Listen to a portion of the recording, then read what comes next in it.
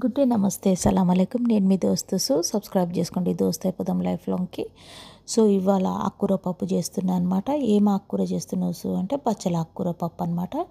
ఒక half cup కందిపప్పు తీసుకున్న, కడిగి కుక్కర్లో కడిగేసి 3 పచ్చిమిరపకాయలు, ఒక క్వార్టర్ ఆనియన్, ఒక గార్లిక్ పౌడర్, 3 చెరీ టమాటోస్. మా చెట్టుకు చెరీ టమాటోస్ బాగా పెరిగినాయి అనమాట.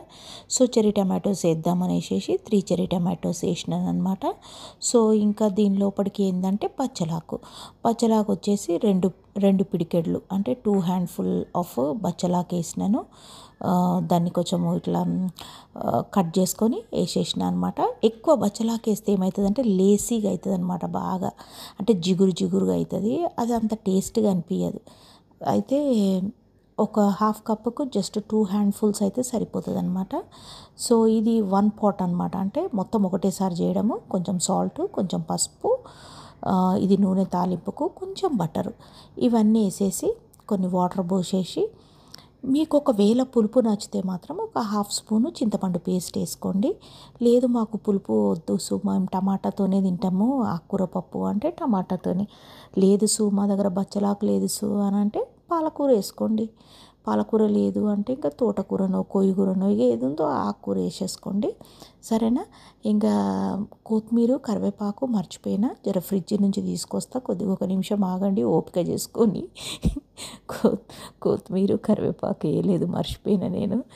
ఇక ఇప్పుడు కొత్తిమీర కరివేపాకు కూడా కొంచెం వేసేసుకొని, కొన్ని వాటర్ పోసేసి అన్నీ ఒకటేసారి నేను మీకు చూపించిన అన్ని వస్తువులు ఒకటేసారి వేసేసి కుక్కర్లో ఒక 3 విజిల్స్కి పెట్టేయండి. వాటర్ పోయమని చెప్పినా కదా, వాటర్ ఇట్లా పోయకుండా ఉండగలరు. మొత్తం పప్పు మాడిపోయి వేసేసి ఆ ఫైర్ ఇంజన్ కూడా వస్తాడు ఇంటికి, ఫైన్ పడుతుంది.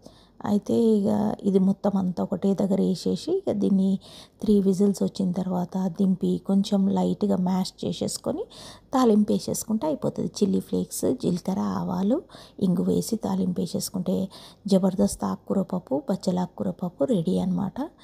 ఇదేంది సు ఏందో ఇది చూపిస్తున్నావు ఈడ అంటే, దీన్ని కాకరకాయ అంటారు కదా, బిటర్ గార్డ్ కాకరకాయ, అది పొడి అనమాట.